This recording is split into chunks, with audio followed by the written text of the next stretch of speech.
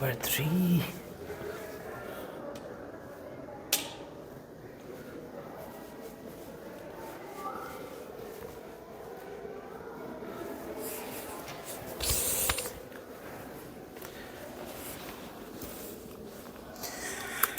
Okay बेटा,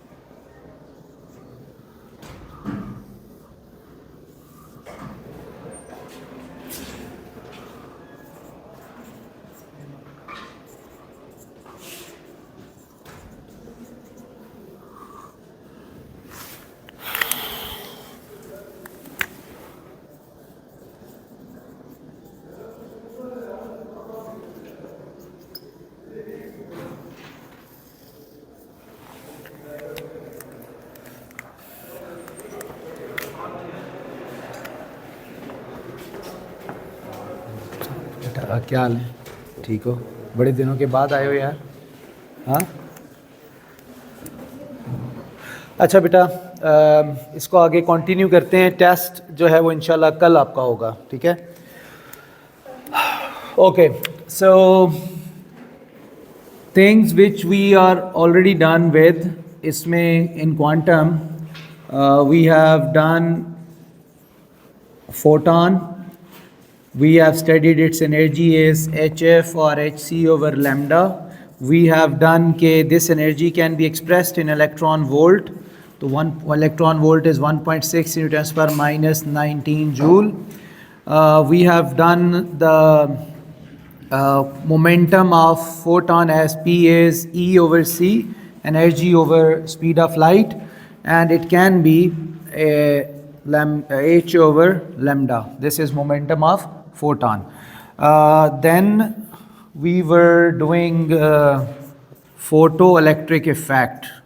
Yes, I guess last time we started this photoelectric effect, and in this we looked upon the Einstein equation for photoelectric effect, which is photon energy is equal to work function plus maximum kinetic energy of electrons. And we also established or looked for these relations. Phi is work function and work function is equal to hf naught, which was the minimum energy required by an electron to come out of metal surface. And we have also looked upon threshold frequency. F naught was threshold frequency, that is the minimum frequency of incident radiation that can start photoelectric effect. Okay, so we are already done with all these things. Now we have to continue with the photocell. Okay, so last time we started photocell. So we have already described about what is photocell. Photocell is, let's say, a setup through which photons energy can be converted into electric energy.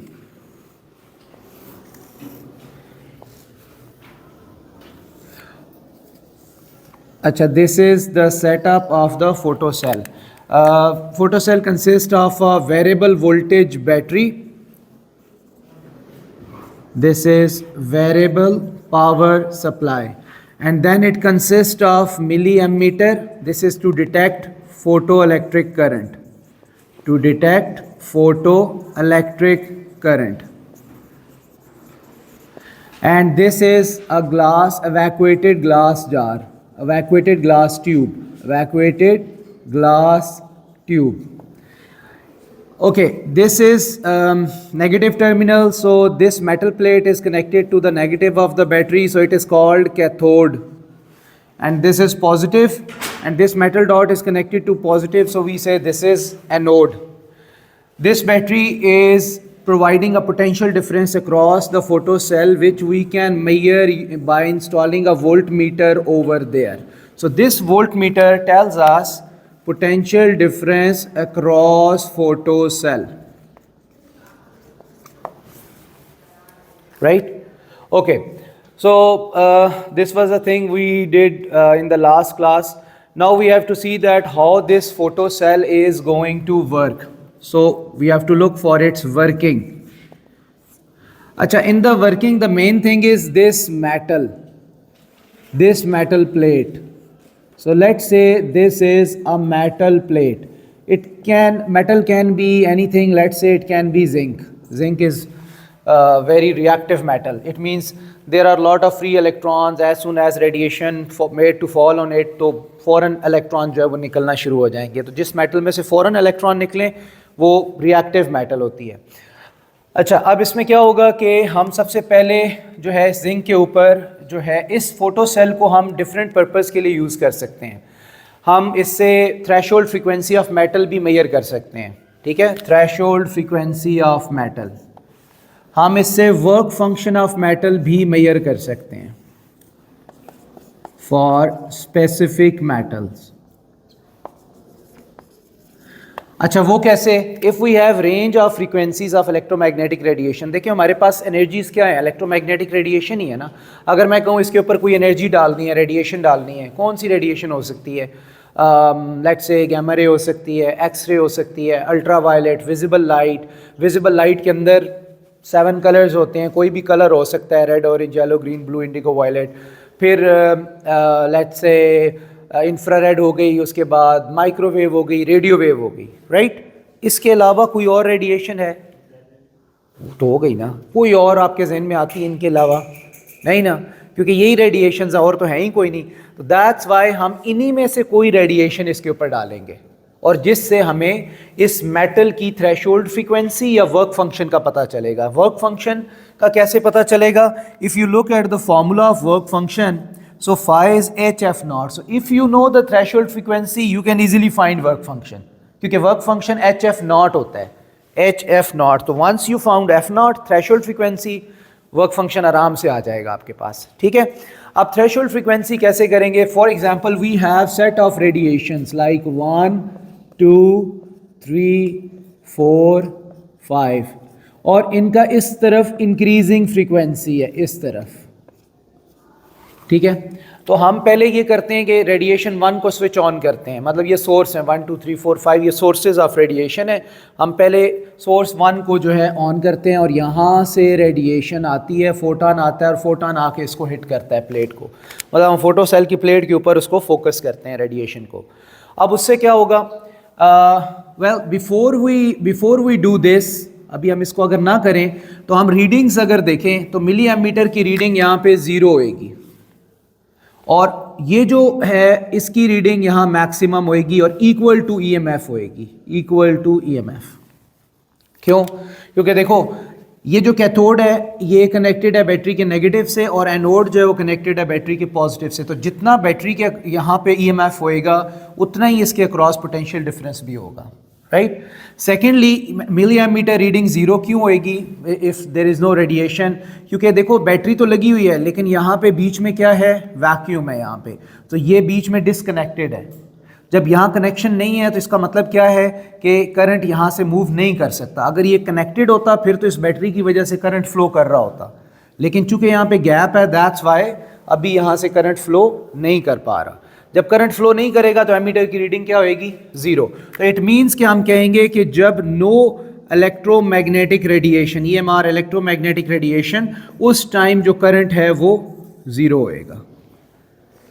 और ये जो current होता है इसको हम क्या कहते हैं? फोटो इलेक्ट्रिक करंट कहते हैं, क्योंकि इलेक्ट्रॉन्स की वजह से ये होता है और वो इलेक्ट्रॉन फोटॉन की वजह से निकलते हैं. अच्छा, अब हम क्या करते हैं? यहाँ से इसके ऊपर रेडिएशन डालते हैं. रेडिएशन डाली लेकिन अभी भी एमीटर रीडिंग 0 है. राइट? इट मीन्स हम इससे क्या कंक्लूड करेंगे? अगर रेडिएशन डाल रहे हैं लेकिन एमीटर रीडिंग 0 है तो हम कंक्लूड क्या करेंगे? हम कहेंगे कि भाई ये जो रेडिएशन है इसकी जो फ्रीक्वेंसी है, let's say if this is f1, तो हम कहेंगे कि फॉर दिस लाइक, हाँ, थ्रेशोल्ड से कम है, तो हम कहेंगे रेडिएशन 1 इसकी जो फ्रीक्वेंसी है that is less than threshold frequency of metal. इस वजह से इस रेडिएशन के फोटॉन के पास इतनी एनर्जी नहीं है कि वो इलेक्ट्रॉन निकाल सके। अब हम ये करते हैं, नंबर 2 को ऑन करते हैं। नंबर 2 की थोड़ी सी फ्रीक्वेंसी ज़्यादा हो गई, लेकिन उससे भी नहीं हुआ, ठीक है। रेडिएशन 2F2, इसका मतलब है अगर करंट नहीं हुआ, still current is zero, current इधर भी ज़ीरो है, इधर भी करंट ज़ीरो है, तो इट मीन्स हम कहेंगे भाई अभी भी ये जो फ्रीक्वेंसी है ये मेटल की थ्रेशोल्ड फ्रीक्वेंसी से कम है। अच्छा, अब अगर आप ये थर्ड रेडिएशन इसके ऊपर डालते हैं, third radiation, as soon as you fall third radiation onto it, milliammeter suddenly start showing the reading। अब milliammeter जो है इसकी रीडिंग नॉन ज़ीरो हो गई, मतलब it started showing the reading. तो then what we will say, हम कहेंगे अच्छा अब इट मीन्स के photo electric current is there, so how electrons are coming out? So we will say when the photon is coming hitting the metal, electrons are absorbing the photons, ठीक है, electron जो है photon को absorb कर रहे हैं, electrons of this metal, and then they are overcoming their attractive forces with the metal and they are coming out। तो यहाँ से electrons बाहर आना शुरू हो गए हैं, but electrons are very tiny, we cannot see them। तो होगा क्या कि ये जो पोटेंशियल डिफरेंस है बैटरी का, ये नेगेटिव ये इलेक्ट्रॉन को पुश करेगा और पॉजिटिव जो है, पॉजिटिव ये इलेक्ट्रॉन को अपनी तरफ अट्रैक्ट करेगा, and all these electron started moving here. तो ये जितने भी इलेक्ट्रॉन्स हैं ये सारे एनोड के ऊपर इकट्ठा होना शुरू हो जाएंगे, राइट? समझ आई बात की? तो इस पोटेंशियल डिफरेंस का क्या फ़ायदा है कि इलेक्ट्रॉन्स एक डायरेक्शन में जाएंगे, मेटल से निकलेंगे और एनोड की तरफ जाएंगे। अब एनोड पे जब वो पहुंचेंगे तो इस मेटल वायर के अंदर जो इलेक्ट्रॉन्स हैं वो उनको पुश करेंगे, लाइक चार्जेस रिपेल। तो ये जो इलेक्ट्रॉन्स हैं एनोड की साथ जो वायर है उसके इलेक्ट्रॉन्स को पुश करेंगे, क्योंकि ये हाई नेगेटिव पे चला जाएगा, ऐसे ही है ना, मतलब जब सारे इलेक्ट्रॉन यहाँ एनोड पे आ जाएंगे तो वो इन वायर के इलेक्ट्रॉन्स को पुश करेंगे और वायर के इलेक्ट्रॉन अब यहाँ से मूव होना शुरू हो जाएंगे। तो ये मिली एमीटर आपको रीडिंग शो करेगा, राइट? ओके, सो वी से के रेडिएशन 3 जो है उस पर करंट जो है वो नॉन ज़ीरो है। सो वी कैन कंक्लूड कि उसकी फ्रीक्वेंसी जो है या तो ग्रेटर है या इक्वल देन थ्रेशोल्ड फ्रीक्वेंसी है। मतलब फॉर एक्यूरेट और for high accuracy we can not say कि ये F3 ही थ्रेशोल्ड है, हो सकता है उससे थोड़ी सी कम पे थ्रेशोल्ड होती। तो दैट्स वाई हम दोनों काम कह सकते हैं कि यार ये F3 उसके इक्वल भी हो सकती है और उससे ग्रेटर भी हो सकती है, दोनों केसेस इसके अंदर हो सकते हैं। That's why electrons are being emitted, ठीक है? Is this thing clear? अच्छा, अब इसी तरह अगर आप F4 और 5 डालेंगे जिनकी फ्रीक्वेंसीज हाई हैं तो उनसे क्या इफेक्ट पड़ेगा? लाइक ये 4 की फ्रीक्वेंसी ज़्यादा है और 5 की और ज़्यादा है, तो इलेक्ट्रॉन्स तो निकलेंगे, फोटो इलेक्ट्रिक करंट भी होगा 4 और 5 से, चूंकि उनकी फ्रीक्वेंसी सर्टेनली ज़्यादा है। लेकिन उसके अलावा और क्या इफेक्ट होएगा? This is what we have to look upon this. तो number 1, increasing frequency of electromagnetic radiation, मतलब ये कि frequency greater than threshold frequency है। If frequency is greater than threshold frequency तो क्या होगा बेटा? देखो, E is equal to 5 plus KE max. गौर से देखो अब क्या होगा यहाँ, ये HF है फोटॉन्स एनर्जी, ये जो है ये वर्क फंक्शन है, और ये जो है वो हाफ mv मैक्स, ये उन इलेक्ट्रॉन्स की काइनेटिक एनर्जी है। ये जो है ये इलेक्ट्रॉन की काइनेटिक एनर्जी है, kinetic energy of emitted electrons. अब देखो, अगर आप फ्रीक्वेंसी बढ़ाते हो, ये तो H कांस्टेंट है और इधर दोनों कांस्टेंट हैं, H और F नॉट दोनों कांस्टेंट हैं। अगर आप फ्रीक्वेंसी बढ़ाते हो रेडिएशन की, जिस तरह 1 2 3 4 5 3 4 5 फ्रीक्वेंसी बढ़ा रहे हो, तो व्हाट डू यू से कि इस पूरे ओवरऑल क्या इफेक्ट आएगा इलेक्ट्रॉन्स के ऊपर जो निकल रहे होंगे? मतलब जो इलेक्ट्रॉन्स निकलेंगे यहाँ से, अगर F3 अगर थर्ड रेडिएशन हो या फोर्थ हो या फिफ्थ हो, तीनों में इलेक्ट्रॉन्स निकल रहे हैं, लेकिन तीनों में इलेक्ट्रॉन्स में डिफरेंस क्या होएगा ये हमने यहाँ से देखना है कि अगर हम फ्रीक्वेंसी इंक्रीज़ करें। तो देखो बेटा, अगर आप फ्रीक्वेंसी इंक्रीज़ करो तो ये तो चीज़ कांस्टेंट है, क्योंकि ये तो वर्क फंक्शन है। वर्क फंक्शन का मतलब है भाई उसको तो फिक्स अमाउंट ऑफ एनर्जी चाहिए, वो उसको मिल गई। अब जो फ्रीक्वेंसी बढ़ाने से जो एनर्जी बढ़ रही है उससे आपकी ये जो स्पीड है ये बढ़ना, या काइनेटिक एनर्जी बढ़ना शुरू हो जाएगी। तो दैट्स व्हाई वी से kinetic energy of photo electrons is proportional to frequency of radiation, frequency of electromagnetic radiation. This is the first thing कि जो इलेक्ट्रॉन्स हैं अगर आप फ्रीक्वेंसी हाई करेंगे तो they will be moving with higher kinetic energies. अच्छा ठीक है. अच्छा तो फ्रीक्वेंसी बढ़ाओगे तो काइनेटिक एनर्जी ज़्यादा होगी. देखो इसकी सेंस बननी चाहिए. थोड़ा सा ये मुश्किल टॉपिक इसलिए है कि ये नॉर्मल रूटीन में ये चीज़ें नहीं है ना, दैट्स वाई ये थोड़ा सा चैलेंजिंग लगता है, राइट? तो आपने इसको समझने की कोशिश करनी है कि हम क्या कर रहे हैं. 5 रेडिएशन है हमारे पास, 5 सोर्सेज हैं जिनकी इंक्रीजिंग फ्रीक्वेंसी है, मतलब 1 2 3 4 5 में 5 की मैक्सिमम फ्रीक्वेंसी और 1 की मिनिमम है. अब इन सब को 1 by 1 we made to fall it on the photo cell and then we are going to look upon कि भाई how it is going to affect the electrons. तो हम कहेंगे 1 और 2 पे तो इलेक्ट्रॉन निकल ही नहीं रहे. अली 1 और 2 पे इलेक्ट्रॉन नहीं निकल रहे. अगर 1 और 2 पे इलेक्ट्रॉन नहीं निकल रहे तो क्या मतलब है कि 1 और 2 की जो थ्रेशोल्ड जो फ्रीक्वेंसीज हैं वो थ्रेशोल्ड फ्रीक्वेंसीज से कम है मेटल की. दैट्स वाई वो रेडिएशन इलेक्ट्रॉन नहीं निकाल रहे. ठीक है. Does this make sense Talal? समझ आ रही है इस बात की? Okay, let me just finish with 3 4 5. जो ही आपने थर्ड वाली डाली आपको करंट नजर आना शुरू हो गया, क्योंकि आप इलेक्ट्रॉन तो नहीं देख सकते. यहां से पता लगेगा कि इलेक्ट्रॉन निकले हैं या नहीं. जब ये रीडिंग शो करेगा आप कहेंगे इलेक्ट्रॉन निकल रहे हैं. तो इस पे इलेक्ट्रॉन निकलना शुरू हो गए. तो हमने कहा यार ये जो थर्ड है ना इसकी जो फ्रीक्वेंसी है वो या तो इक्वल है थ्रेशोल्ड फ्रीक्वेंसी के या ग्रेटर है. दोनों में से कोई एक हो सकता है, राइट? क्योंकि इलेक्ट्रॉन्स निकल रहे हैं. नेक्स्ट ये है कि अगर हम F4 और F5 देखें तो F4 एंड F5 उसकी फ्रीक्वेंसी तो for sure greater than F3 है या थ्रेशोल्ड फ्रीक्वेंसी है. तो अब इन रेडिएशन से इलेक्ट्रॉन्स के ऊपर क्या इफेक्ट पड़ेगा जब वो इलेक्ट्रॉन बाहर निकलेंगे मेटल से? क्या तीनों फ्रीक्वेंसीज पे 3 4 5 पे सेम इलेक्ट्रॉन निकल रहे हैं? नहीं, ये डिफरेंट होंगे. कैसे डिफरेंट होंगे?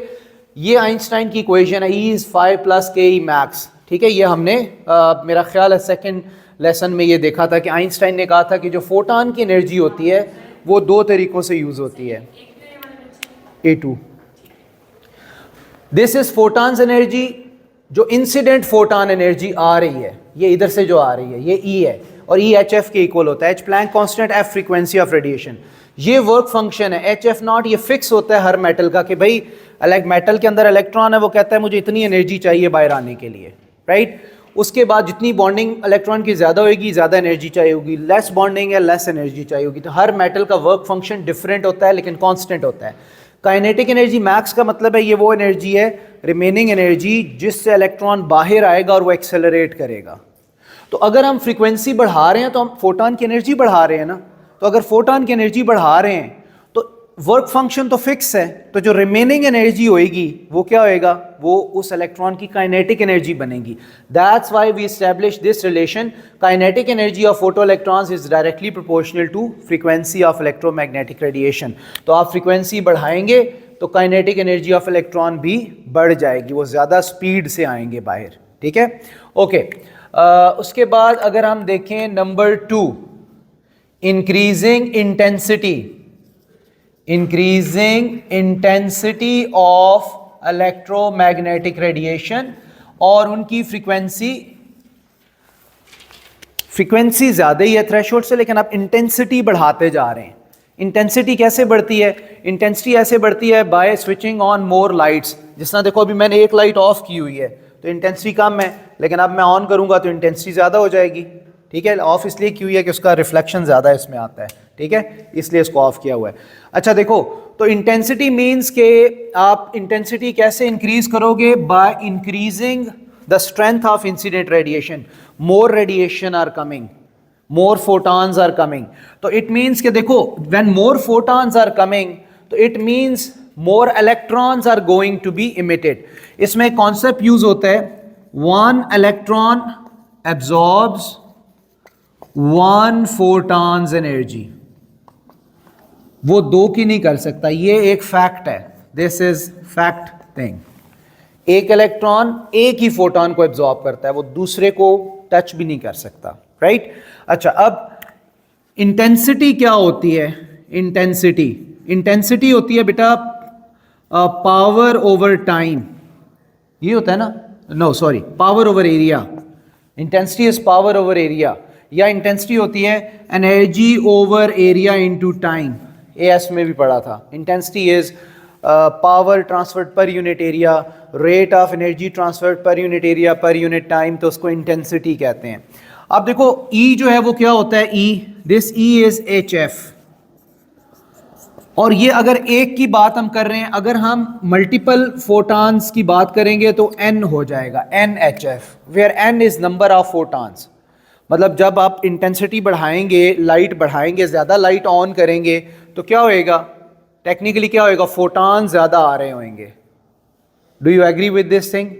अगर हम ज़्यादा लाइट ऑन करें, ज़्यादा स्विच ऑन कर दें, लैंप्स ऑन करें, तो एक सिंपल क्वेश्चन, भाई ज़्यादा लैंप ऑन करेंगे क्या होगा, आपको कि लाइट बढ़ जाएगी, ठीक है। लेकिन फिजिक्स की टर्म में बताओ तो हम कहेंगे when you switch on more lamps this will increase intensity of light, amount of light, hence it will increase number of photons, so ज़्यादा photons आ रहे होंगे। and we know the fact कि one electron is going to absorb one photon, तो होगा क्या, जब ज़्यादा photon आएंगे तो ज़्यादा इलेक्ट्रॉन उसको एब्जॉर्ब करेंगे। जब ज़्यादा इलेक्ट्रॉन एब्जॉर्ब करेंगे तो क्या चीज़ चेंज होएगी, यहाँ पे क्या चेंज होएगा, अगर मैं यहाँ इंटेंसिटी बढ़ा दूँ, इलेक्ट्रॉन ज़्यादा आएंगे, ज़्यादा फोटॉन, ज़्यादा इलेक्ट्रॉन, जब ज़्यादा इलेक्ट्रॉन आएंगे तो rate of flow of charge क्या होता है, करंट, तो ये करंट क्या होएगा, बढ़ जाएगा, तो करंट की वैल्यू इंक्रीज हो जाएगी, ठीक है। नहीं नहीं, काइनेटिक से नहीं होएगा, जल्दी से तो नहीं ना वो होता, जल्दी से नहीं होता, it's about number of electrons, कि कितने नंबर ऑफ इलेक्ट्रॉन्स आएंगे।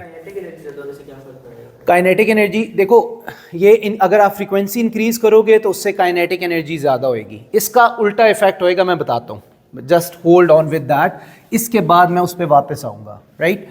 अच्छा देखो, अब हम ये कहेंगे कि number of photons is proportional to intensity of electromagnetic radiation, ठीक है, ये मैंने जो ऑलरेडी आपको बात बताई है। तो अगर हम इंटेंसिटी बढ़ाएंगे तो नंबर ऑफ फोटॉन्स भी बढ़ जाएंगे, and then we say photo electric current जो होता है, photo electric current that is proportional to number of photons. मतलब सिंपल सी चीज़ है, बस हम रिलेशंस बनाई जा रहे हैं, इंटेंसिटी बढ़ाई, नंबर ऑफ फोटॉन्स बढ़ गए, नंबर ऑफ फोटॉन्स बढ़ गए, फोटो इलेक्ट्रिक करंट भी बढ़ जाएगा, मतलब ज़्यादा इलेक्ट्रॉन्स जो हैं वो इमिट होंगे, राइट। ये ऐसे ही है जैसे आप सब इलेक्ट्रॉन्स हैं, आप सबको उठ के बाहर जाने के लिए एनर्जी चाहिए, अगर बाहर से एनर्जी कम आ रही है, 10 पैकेट आ रहे हैं तो 10 लोग चले जाएंगे, बाकी बैठे रहेंगे इधर ही, राइट, क्योंकि हर एक को तो एक पैकेट मिलना है। अगर 20 पैकेट आएंगे तो 20 लोग यहाँ से बाहर चले जाएंगे, क्योंकि हर एक को एक पैकेट मिलना है। तो इट्स सिंपल, अगर आप इंटेंसिटी बढ़ाएंगे ज़्यादा फोटॉन्स होएंगे, ज़्यादा इलेक्ट्रॉन बाहर निकल जाएंगे। अच्छा दूसरा, इस पे सोचो, फ्रीक्वेंसी, इस पे क्या होएगा, इंक्रीजिंग फ्रीक्वेंसी, अगर फ्रीक्वेंसी बढ़ाएंगे तो हर पैकेट में एनर्जी बढ़ जाएगी, बड़ा पैकेट, एनर्जी बार बड़ी हो जाएगी, एनर्जी ड्रिंक बड़ी हो जाएगी, मिलेगी एक को ही, तो जब वो एक को मिलेगी तो क्या होएगा, जाना तो उसने वैसे भी था, अगर पूरी एनर्जी दे देते वर्क फंक्शन के बराबर तब भी वो चला जाता, आप ज़्यादा दे रहे हो तब भी उसने बाहर जाना है, लेकिन बाहर जाके जो एक्स्ट्रा एनर्जी उसमें आएगी उसका वो क्या करेगा, वो खेलना शुरू कर देगा, वो कहेगा चलो आओ भाई फुटबॉल खेलते हैं, एनर्जी ज़्यादा आ गई है, ऐसे ही है ना, ठीक है। तो इसलिए अगर आप ज़्यादा फ्रीक्वेंसी करेंगे, फोटॉन की एनर्जी बढ़ जाएगी, उससे काइनेटिक एनर्जी बढ़ेगी, क्या इफेक्ट होगा उस पर भी हमने वापस आना है, ये भी सिंपल इफेक्ट है, क्योंकि काइनेटिक एनर्जी बढ़ेगी। अगर आप इंटेंसिटी बढ़ाएंगे तो आप इट मीन्स इंसिडेंट फोटॉन बढ़ा रहे हैं, इट मीन्स ज़्यादा इलेक्ट्रॉन्स बाहर निकलेंगे, उनकी एनर्जी क्या होगी, this is not the question, सिर्फ ये है कि भाई ज़्यादा बाहर निकलेंगे, बस दैट्स इट, यही उसने क्वेश्चन, यही आपसे वो क्वेश्चन पूछता है, right. Is this thing clear? क्यों भाई आयशा, बेटा सुनोगी, थोड़ा इंटरेस्ट लोगी, क्वेश्चन करोगी, फिर समझ आएगी, वरना इन चीज़ों की समझ नहीं आनी, राइट। वरना ये एक ड्रीम की तरह लगेगा कि पता नहीं क्या हो रहा है, इधर से उधर हो रहा है, उधर से इधर क्या बातें हो रही हैं, कुछ समझ नहीं आ रही, तो just try to focus on it, right. अच्छा, तो ये हो गया, हमने इंटेंसिटी का देख लिया। अब हम देखते हैं factors of photo electric current, factors of photo electric current, मतलब ये करंट, ये इसको कौन से फैक्टर्स अफेक्ट करते हैं। तो फैक्टर्स का मतलब है कि किन चीज़ों से ये इंक्रीज होएगा, किन चीज़ों से ये डिक्रीज़ होएगा, ये हमने देखना है। मतलब इस करंट को मैं कह रहा हूँ यार बढ़ा के दिखाओ या इसको कम करो, तो आप क्या कर सकते हो, क्या क्या कर सकते हो वो हम यहाँ बताते हैं। So, the first factor is obviously intensity of electromagnetic radiation. EMR, electromagnetic radiation. This is quite obvious. ठीक है, as we have looked over there. तो मैं डायरेक्ट यहाँ लिख रहा हूँ, अब दोबारा एक्सप्लेन नहीं कर रहा। इंटेंसिटी बढ़ाओगे, ज़्यादा फोटॉन्स आएंगे, ज़्यादा इलेक्ट्रॉन्स निकलेंगे, करंट बढ़ जाएगा, राइट? तो ये क्या है, ये डायरेक्टली है। सो intensity or we can say photoelectric current is directly proportional to intensity of electromagnetic radiation. और मेरा ख्याल है this makes sense as well. अब जो second thing है ना, that is more important. That is frequency of electromagnetic radiation. अच्छा, how this frequency is going to affect? What do you say? Frequency बढ़ाने से क्या होगा? क्यों भाई, अब आप बताओ। अगर हम फ्रीक्वेंसी बढ़ाएं तो फिर करंट पे क्या फ़र्क पड़ेगा? ओके, जो करंट है बेटा वो फ्रीक्वेंसी के इन्वर्सली प्रोपोर्शनल होएगा। And this is a surprising thing कि अगर आप फ्रीक्वेंसी बढ़ाते हैं तो करंट कम हो जाएगा, ज़्यादा नहीं होएगा, कम हो जाएगा, राइट? अब वो क्यों होगा? Let me tell you about that. I am going to explain that thing over here. इसको मैं यहाँ एक्सप्लेन करता हूँ, ठीक है? देखो, आप इमेजिन करो हमारे पास एक बॉक्स है, ये मतलब दो बॉक्सेस हैं, बिल्कुल आइडेंटिकल है। आप खैर आइडेंटिकल तो नहीं लग रहे, इसको मैं बड़ा बना देता हूँ। ये सॉर्ट ऑफ आप आइडेंटिकल लग रहे हैं। अब इनके अंदर मैं फोटान डालता हूँ।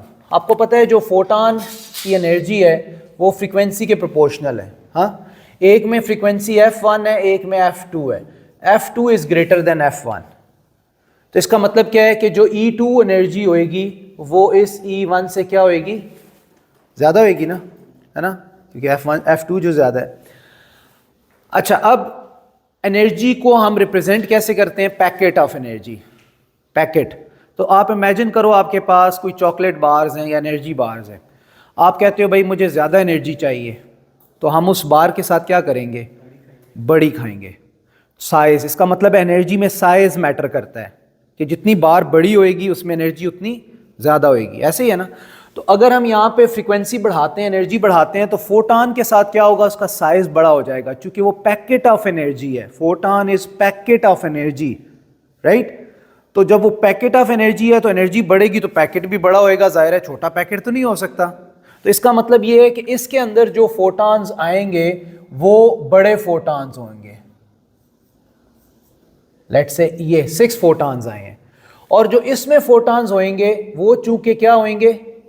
एनर्जी कम है तो उनका साइज भी छोटा है, तो इनमें कितने फोटान्स आएंगे? ज़्यादा आएंगे। ऐसे ही है ना, मतलब एक कॉमन सेंस से हम सोच रहे हैं। ये जस्ट एग्जाम्पल मैं बता रहा हूँ, सिमिलैरिटी, एक सिमिलर सिचुएशन क्रिएट कर रहा हूँ कि अगर आपके पास 2 बॉक्सेस हों, उनमें आपने एनर्जी बार्स रखनी हो, तो बड़ी एनर्जी बार रखोगे तो थोड़ी आएंगी, कॉमन सेंस। छोटी एनर्जी बार रखोगे तो क्या आएंगी? ज़्यादा आएंगी। ऐसे ही है ना? तो ये समझ लो फोटान्स के इक्वल हैं कि जिन फोटान्स की एनर्जी, जिस रेडिएशन की फ्रीक्वेंसी ज़्यादा होती है उसके फोटान की एनर्जी ज़्यादा होती है, तो उससे फोटान के साइज़ पे क्या फ़र्क पड़ता है? फोटान का साइज़ बड़ा हो जाता है। जब फोटान का साइज़ बड़ा हो जाता है तो अब आखिरी चीज़, कंक्लूडिंग थिंग, नंबर ऑफ फोटान्स के ऊपर क्या इफेक्ट पड़ेगा? कम हो जाएंगे, क्योंकि जाहिर है उनकी एनर्जी बढ़ गई ना, तो वो जगह जो ऑक्यूपाई कर रहे थे, पहले थोड़े फोटान जो है उतनी जगह में ही थोड़े फोटान ज़्यादा थे, अब उतनी जगह में ही बड़े फोटान्स क्या हो जाएंगे? लेस इन नंबर हो जाएंगे। तो इसलिए हम कहेंगे कि जो नंबर ऑफ फोटान्स हैं N2 और N1, ये रिवर्स हो जाएगा। N1 अब ज़्यादा हो जाएंगे। तो देखो फिर इस पे वापस आएंगे ये कि 1 इलेक्ट्रॉन एब्जॉर्ब्स 1 फोटान। तो अगर ज़्यादा फोटान थे, अच्छा कीपिंग इन माइंड दोनों की फ्रीक्वेंसीज जो हैं वो थ्रेशोल्ड फ्रीक्वेंसी से ज़्यादा हैं, ये भी हमें पता है कि यार दोनों की फ्रीक्वेंसी थ्रेशोल्ड से ज़्यादा है, तो इलेक्ट्रॉन तो निकलने ही निकलने हैं, चाहे आप F1 डालो चाहे F2 डालो। लेकिन अब क्वेश्चन आएगा कि किसके इलेक्ट्रॉन ज्यादा, किस में से ज्यादा इलेक्ट्रॉन निकलेंगे। उस फोटो सेल पे अगर मैं F1 डालूं तो ज्यादा इलेक्ट्रॉन निकलेंगे, या F2 डालूं तो ज्यादा इलेक्ट्रॉन निकलेंगे? F1। तो दैट्स इट। तो दैट्स हाउ वी से कि देखो फ्रीक्वेंसी इसकी कम है लेकिन फोटॉन ज्यादा है इसमें, इसलिए ज्यादा इलेक्ट्रॉन निकलेंगे। That's why photoelectric current is inversely proportional to frequency. ठीक है? ओवरऑल एनर्जी सेम है नहीं सर, फिर वो जो बड़े वाले हैं वो ज्यादा नहीं चाहिए। अच्छा, ओवरऑल, ओके ओके, ओवरऑल ठीक है। It can be same, it may not be same. आप कह सकते हो, हमें नहीं पता इस सिनेरियो का, सेम हो भी सकती है, नहीं भी हो सकती, इट्स फाइन, दोनों चीज़ें हो सकती हैं, राइट? क्योंकि हम यहाँ इस पे डिफरेंट प्रोस्पेक्ट देख रहे हैं। तो देखो इंटेंसिटी, फ्रीक्वेंसी इंक्रीज करने से क्या होता है? एनर्जी बढ़ती है। जब एनर्जी बढ़ गई तो साइज बढ़ गया, जब साइज बढ़ गया तो फोटॉन्स कम हो गए, जब फोटॉन कम हो गए तो क्या हुआ? करंट भी कम हो गया। तो हाई फ्रीक्वेंसी पे क्या होएगा? करंट कम होएगा, राइट? और लो फ्रीक्वेंसी पे क्या होएगा? करंट ज्यादा होएगा। बट प्रोवाइडेड दोनों हाई और low frequencies threshold frequency of that metal से ज्यादा होनी चाहिए हर सूरत में। ठीक है? ओके। लेकिन उससे इंटेंसिटी तो बढ़ जाएगी ना किससे? जब एनर्जी इंक्रीज करेगी। हाँ, एनर्जी जब नहीं, देखिए ना वो ऊपर डायरेक्टली प्रोपोर्शनल। हाँ हाँ, यस, मतलब जब ये बढ़ाएंगे तो ठीक है, वो नंबर जो है वो नहीं नहीं, उस सेंस में नहीं हम देखते। देखो ये फैक्टर्स का एक और बड़ा मसला होता है। फैक्टर्स में हमें कुछ बाकी चीज़ों को कांस्टेंट रखना पड़ता है। जब आप एक फैक्टर को देखते हो, you keep all other factors constant. तो अगर हम फ्रीक्वेंसी को देख रहे हैं तो हम इंटेंसिटी कांस्टेंट रख रहे हैं, हम इंटेंसिटी को चेंज नहीं कर रहे, मतलब उसको हम बीच में जिक्र ही नहीं करेंगे इंटेंसिटी का। क्योंकि जब एक फैक्टर देखते हो तो साथ दूसरा भी आ जाए तो वो फैक्टर तो फिर ऊपर नीचे हो जाता है ना, राइट? सारे मिलके कोई चीज बनती है ना। हाँ, ऐसे ही है। लेकिन हम जो पढ़ते हैं वो तो अलग अलग फैक्टर पढ़ते हैं ना, एक साथ तो हम फैक्टर को नहीं देखते ना। मतलब ये दिस इज कंफ्यूजिंग थिंग। लेकिन बात ये कि ये फिर साइक्लिक हो जाएगा ना, जो आप सोच रहे हो वो फिर साइक्लिक ऑर्डर में हम वापस उधर ही पहुंच जाएंगे। आप ये कह रहे हो कि अच्छा फ्रीक्वेंसी बढ़ाने से, सॉरी फ्रीक्वेंसी कम करने से क्या हो रहा है कि एनर्जी कम हो रही है, फिर वो फोटॉन ज़्यादा हो रहे हैं। जब फोटॉन ज़्यादा हो रहे हैं तो फिर उसकी इंटेंसिटी जो है वो भी बढ़ रही है। हाँ, तो वो एक ही बात होगी, जब इंटेंसिटी बढ़ रही है तो इलेक्ट्रॉन फोटॉन बढ़ रहे हैं तो ज़्यादा निकल रहे हैं, तो बात तो सेम है। Yes, both are same things, both are same things actually. Frequency अगर आप कम करोगे तो इंटेंसिटी बढ़ जाएगी, यू आर राइट, लेकिन इंटेंसिटी ऑफ दोज फोटॉन्स बढ़ जाएगी। Intensity of those photons, number of photons बढ़ जाएंगे। आप सही कह रहे हो, बिल्कुल ठीक है। ओके, सो ये बहुत, ये बेटा इसी में से क्वेश्चंस आते हैं। मतलब ये फ्रीक्वेंसी, इंटेंसिटी और फोटोइलेक्ट्रिक करंट, इसी के ही क्वेश्चंस होते हैं। तो is this thing clear to all? कोई और डाउट या क्वेश्चन ज़हन में आ रहा हो? नहीं? ओके, तो let's go to next thing. हाँ हाँ, डस्टर देख रहा हूँ, डस्टर कहाँ है? ओ अच्छा, हाँ ये नीचे।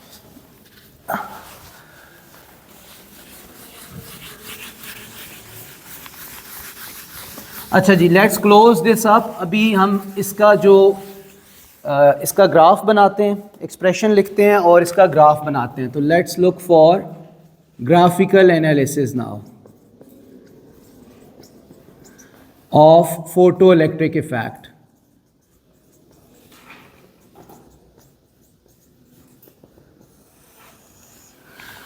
अच्छा बेटा, हमारे पास जो इक्वेशन है वो क्या है? E is equal to phi plus K E max.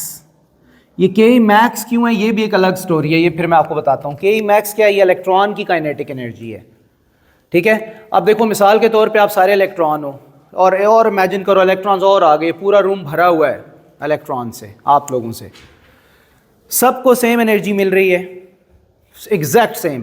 पहले सबकी सेम एनर्जी लेवल है, डाउन है बिल्कुल, लेकिन वो सेम है। ये ज़रूरी है ना कि सेम हो तब सही मतलब आप एक्सपेरिमेंट कर सकते हैं। सबकी एनर्जी सेम है, सबको सेम अमाउंट में एनर्जी दी है, दरवाज़ा एक ही है, यहाँ पे बहुत सारे लोग हैं, 100 पीपल आर हियर, ठीक है? अब आप सब ने एनर्जी लेके इक्वल बाहर निकलना है, राइट? खुद कॉमन सेंस गैस करके बताओ कि जब सारे बाहर जाएंगे, सबको सेम अमाउंट में एनर्जी मिली, 100 जूल मिली, 100 में से लेट्स से 40 जूल यूज़ हुई उठ के वहाँ तक जाने के लिए, बॉन्डिंग कि आपकी इस चेयर के साथ बॉन्डिंग है, उस बॉन्डिंग को आपने ओवरकम करना है, तो 40 जूल वहाँ यूज़ हो गई। लेट्स से कोई रबर से बांधा हुआ है आपको या कुछ ऐसा किया हुआ है, आप 40 जूल लगाओगे तो उसको तोड़ोगे और बाहर निकलोगे, बाकी कितनी रह गई? 60। अब मुझे कॉमन सेंस यूज़ करके बताओ, जो बाहर निकलेंगे सबसे ज़्यादा काइनेटिक एनर्जी किसकी होएगी? सब 60 से यहाँ से जब उठे हैं, ज़ाहिर है 100 लोग हैं, उधर भी होगा, इधर भी होगा, इधर भी होगा, डिफरेंट जगहों पे होंगे। जो सबसे करीब है, जो डोर के सबसे करीब होगा, जब वो बाहर जाएगा उसकी काइनेटिक एनर्जी सबसे ज़्यादा होएगी, जो डोर के करीब है। क्यों? हाँ, कम डिस्टेंस ट्रैवल करना है, गुड। एक तो कम डिस्टेंस ट्रैवल करना है, ये एटम है, ये रूम हमारा एटम है, इससे बाहर जाने के लिए कम डिस्टेंस ट्रैवल करना है अगर वो डोर के करीब है, वन थिंग। सेकेंड, इतलाल,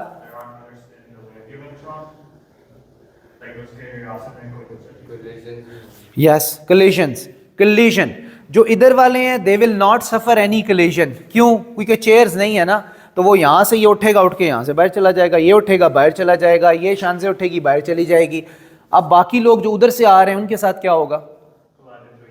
कलाइडिंग, वो हिट कर रहे होंगे, एक तो चेयर्स को हिट कर रहे होंगे, एक वो आपस में भी हिट कर रहे होंगे। 100 लोग हैं ना, सबको बाहर जाने की जल्दी है, तो जब वो आपस में हिट कर रहे हैं या चेयर्स के साथ कलाइड कर रहे हैं तो क्या होगा? क्या होगा? 60 जूल का क्या होगा? 60 जूल वहाँ वेस्ट होना शुरू हो जाएगी। लेकिन जो सबसे फ्रंट पे थे उनकी वेस्ट नहीं होएगी, because they have not suffered और इनकाउंटर्ड एनी कलिजन। ठीक है, तो दैट्स व्हाई हम कहेंगे यार सिर्फ जो सरफेस वाले एटम्स होते हैं मेटल में, सरफेस वाले जो एटम्स होते हैं उनके इलेक्ट्रॉन जब बाहर निकलते हैं तो only they have maximum kinetic energy. जो डीपर इन द मेटल होते हैं, when they come out they also come out from the metal, but the deeper electrons when they are coming out outside the metal, they have lower kinetic energies. Why? Because they encounter multiple collisions inside the metal while they are moving out, और वो अंदर ही हो सकता है, कुछ तो अंदर ही hit करते करते अंदर ही एनर्जी खत्म हो जाए, कुछ को रास्ता बाहर का मिल जाए, वो बाहर आ जाए। तो that's why we choose only those electrons which have maximum kinetic energy. तो सिर्फ जो सरफेस पे है उन्हीं के पास है, नीचे जानी नहीं चाहिए एनर्जी? नहीं, एनर्जी तो जाती है। जो भी इलेक्ट्रॉन है उसका पूरा का पूरा फोटॉन ही हाँ। तो नीचे भी क्यों गई? नीचे इसलिए गई कि फोटॉन कोई एक दो थोड़ी होते हैं, वो तो ट्रिलियंस अनकाउंटेबल नंबर में होते हैं। वो तो मेटल को जब हिट करते हैं तो सरफेस वालों से तो फोटॉन बहुत ज्यादा होते हैं, फोटॉन अंदर पेनिट्रेट कर जाते हैं। फोटॉन देखो, अगर हमारे लिए एटम बहुत छोटा है, हम कहेंगे भाई एटम में से फोटॉन नीचे कैसे जाएगा, लेकिन अगर लेट से रियल टाइम में उसके लिए देखें तो अगर मैं फोटॉन हूं तो मुझे एटम इस तरह नजर आ रहे होंगे जैसे आप लोग बैठे हुए हैं। आप लोगों के बीच में स्पेसेस हैं ना, तो मैं स्पेसेस में से जा सकता हूं ना आराम से। तो फोटॉन के लिए ऐसे होगी मेटल कि उसको स्पेसेस नजर आ रही होंगी कि यार ये तो नीचे स्पेसेस हैं सारी, तो उन स्पेसेस में से भी जा रहे होंगे ना।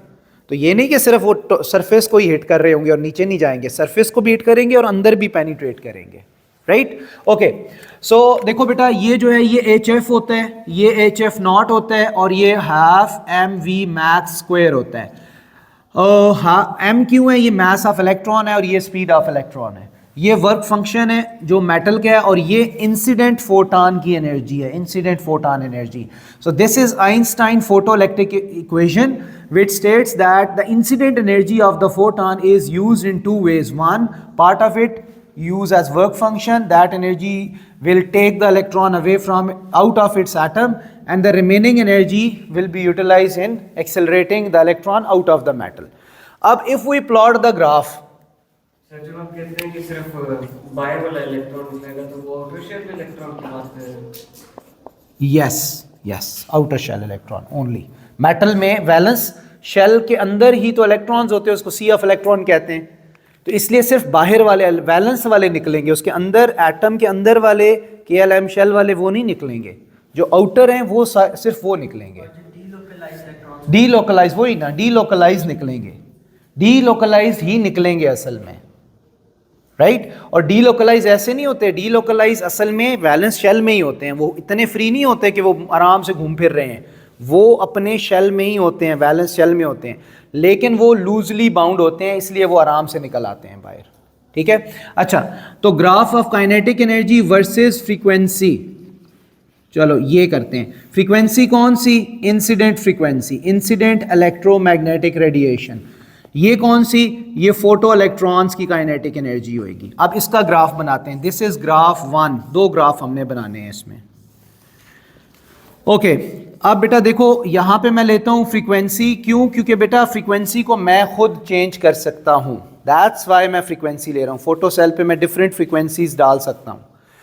उसके बाद यहाँ पे होएगा काइनेटिक एनर्जी, तो ये मैक्स काइनेटिक एनर्जी है जो मेगा इलेक्ट्रॉन वोल्ट में हो सकता है। यहाँ कुछ भी हो सकता है, खैर मैंने कुछ नहीं लिखा, लेकिन यहाँ पे ऑफ कोर्स इनटू 10 पावर कुछ भी हो सकता है, any power can be there.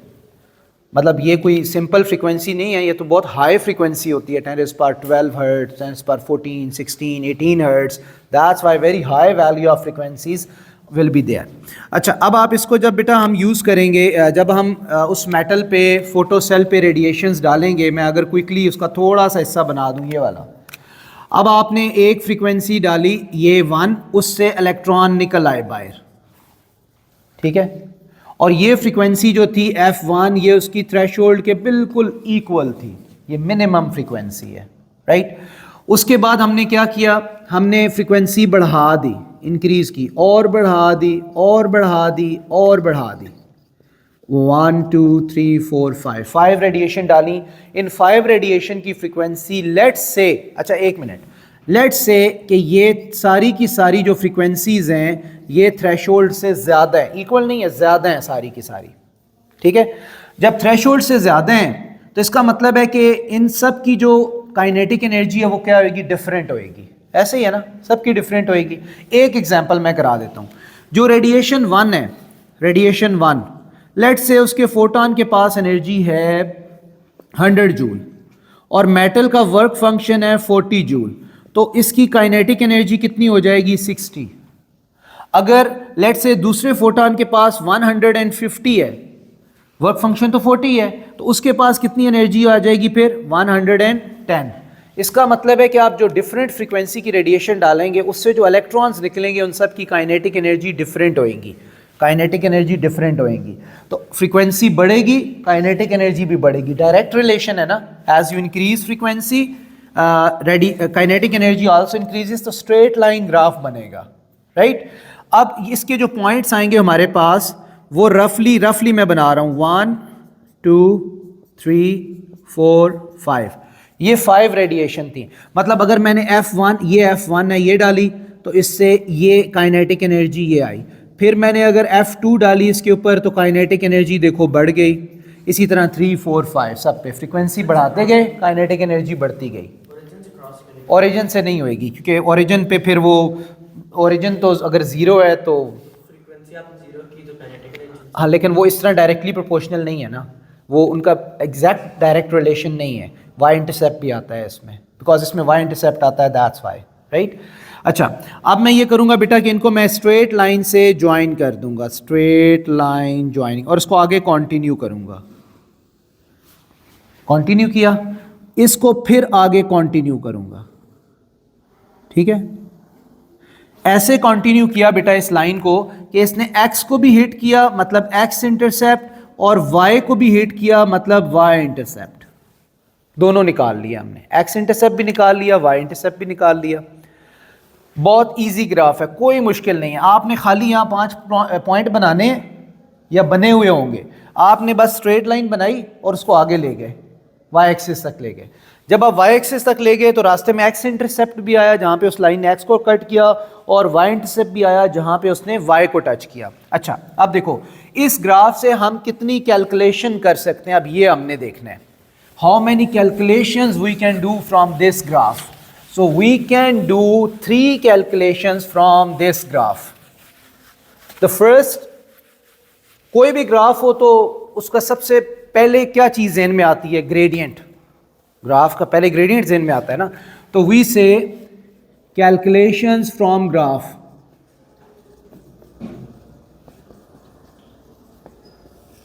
अच्छा बेटा पहली कैलकुलेशन है ग्रेडियंट। इसके ग्रेडियंट से हमें प्लैंक्स कांस्टेंट मिलता है, h।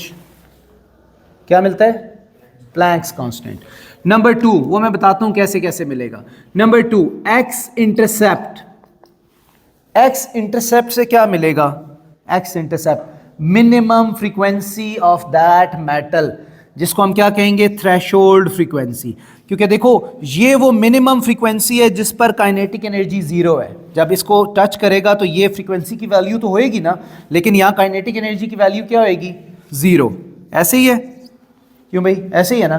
तो दैट्स वाई हम कहेंगे एक्स इंटरसेप्ट से हमें थ्रेशोल्ड फ्रीक्वेंसी ऑफ मेटल का पता लगेगा, उस मेटल का। थ्रेशोल्ड से तो कम नहीं है किसी ये।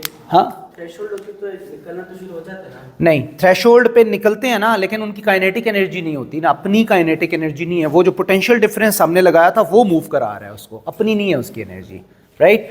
ओके, नंबर थ्री है बेटा वाई इंटरसेप्ट। वाई इंटरसेप्ट से क्या मिलेगा?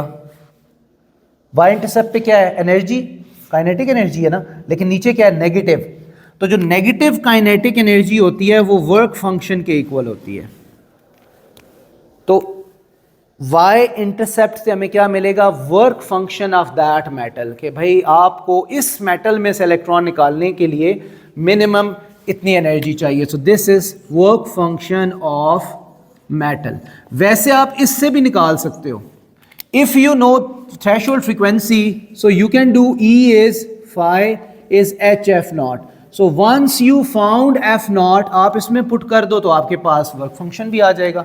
तो वर्क फंक्शन आप थ्रेशोल्ड फ्रीक्वेंसी से भी निकाल सकते हो, ठीक है, HF नॉट करके, लेकिन आप नेगेटिव y इंटरसेप्ट से भी वर्क फंक्शन निकाल सकते हो। अब ये तीनों चीजें मैंने क्यों बताई हैं? क्योंकि देखो E is equal to HF naught plus half mv max square, ये इक्वेशन है। और E की जगह मैं क्या लिख देता हूं? HF। अब देखो ये चूंकि स्ट्रेट लाइन ग्राफ बन रहा है, स्ट्रेट लाइन ग्राफ है ना, स्ट्रेट लाइन, तो स्ट्रेट लाइन की इक्वेशन क्या होती है? y is equal to mx plus C. This is straight line equation. अब देखो straight line equation, let's go to AS G type practical question 1 last part, जिसमें एक इक्वेशन गिवन होती थी, you compare that with y is equal to mx plus C. अब हम इस straight line equation, इन दोनों इक्वेशंस को कंपेयर करते हैं। y एक्सिस पर उधर कौन सी चीज है? Kinetic energy. इधर कहाँ है काइनेटिक एनर्जी? ये। इसका मतलब है मुझे अब सब्जेक्ट किसे बनाना है इस इक्वेशन में? काइनेटिक एनर्जी को सब्जेक्ट बनाना है। So we will say kinetic energy maximum बन गया सब्जेक्ट। ये कैसे बन सकता है? जब इसको आप उधर भेज दो, इसको कहो यार तुम उस साइड पे चले जाओ, ऐसे ही है ना। तो जब ये उस साइड पे जाएगा तो ये क्या हो जाएगा? ये HF ही मैं रखता हूं ऐसे ही, HF plus minus HF not, या फिर चलो प्लस माइनस मैं इधर एक ही माइनस डाल दूं, कोई इतना इश्यू नहीं है, यहां माइनस डाल दूं, क्योंकि HF नॉट उधर जाके माइनस हुआ है ना, इधर प्लस था उधर जाके माइनस हुआ है। अब आप इन दोनों को कंपेयर करो स्ट्रेट लाइन इक्वेशन को। y एक्सिस पर क्या चीज प्लॉटेड है? y एक्सिस पर क्या प्लॉटेड है? Kinetic energy. x एक्सिस पर क्या प्लॉटेड है? फ्रीक्वेंसी ऑफ रेडिएशन, यही प्लॉटेड है ना। ओके, जब ये हो गया, ये दोनों कंपैरिजन हो जाते हैं, तो आप फिर बाकी इससे कंक्लूड क्या करते हैं? आप कहते हैं भाई देखो ग्रेडियंट किसके इक्वल आ रहा है? ये ग्रेडियंट है ना, ग्रेडियंट किसके इक्वल आ रहा है? Planck's constant. तो ग्रेडियंट किसके इक्वल है? Planck's constant. तो वी से कि ये जो ग्रेडियंट है that is equal to Planck's constant. और ये किसके, ये देखो ये किसके इक्वल आ रहा है? सी किसके इक्वल आ रहा है? सी किसके इक्वल आ रहा है? वाई इंटरसेप्ट HF नॉट किसके इक्वल आ रहा है? HF not. तो HF नॉट क्या चीज है? Work function. तो दैट्स वाई हम कहते हैं कि यहां पे जो वाई इंटरसेप्ट है वो वर्क फंक्शन है। नेगेटिव साइन क्या शो करता है यहां पे? कि ये कि electron need this energy to come out. मतलब जब भी ये हो कि इलेक्ट्रॉन को हमने एनर्जी देनी है तो नेगेटिव साइन से हम रिप्रेजेंट करेंगे। जैसे ग्रेविटेशनल फोर्स नेगेटिव है, क्यों? क्योंकि वो अट्रैक्टिव है, इट इज़ ओनली अट्रैक्टिव। तो हम शो कैसे करते हैं? नेगेटिव का साइन लगा देते हैं। तो ये नेगेटिव का साइन ये शो करता है कि यार इलेक्ट्रॉन को आपने इतनी एनर्जी देनी है, तब उसने वहाँ से अपने एटम से बाहर उसने निकल के आना है। ठीक है, क्लियर? समझ आ गई बात की?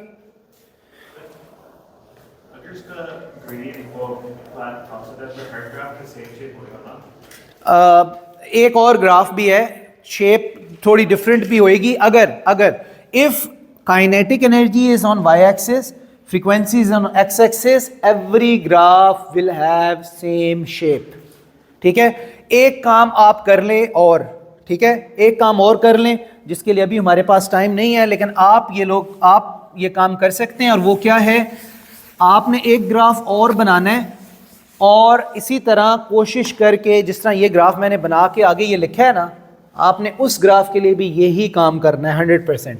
और वो क्या है, सेकेंड ग्राफ जो है वो 1/λ वर्सेस काइनेटिक एनर्जी है ये, ठीक है, 1/λ। तो आपने क्या करना है कि यहाँ पे काइनेटिक एनर्जी लेनी है, मैक्स वही इलेक्ट्रॉन्स की काइनेटिक एनर्जी, और यहाँ पे 1/λ लेना है। और अब आपने ग्राफ बनाना है, खुद सोचना है ग्राफ कैसे बनेगा, बनेगी स्ट्रेट लाइन ही, लेकिन यूं बनेगा, इट्स अप टू यू। और क्यों ऐसे मैंने कहा है, क्योंकि E is equal to HF0 plus KE max होता है। तो E आपको पता है HF भी होता है और HC/λ भी होता है, ठीक है। तो इसी तरह ये क्या होएगा, HC/λ मैक्स, क्योंकि अगर मिनिमम फ्रीक्वेंसी होती है तो वेवलेंथ मैक्सिमम होती है इसमें, प्लस KE मैक्स। चलो ये हिंट मैंने आपको बता दिया है। अब आप यहां से देखेंगे जो काम मैंने किया है 100% उसी स्केल पे आपने काम करना है, लेकिन इस ग्राफ के लिए करना है 1/λ y axis and kinetic energy x axis.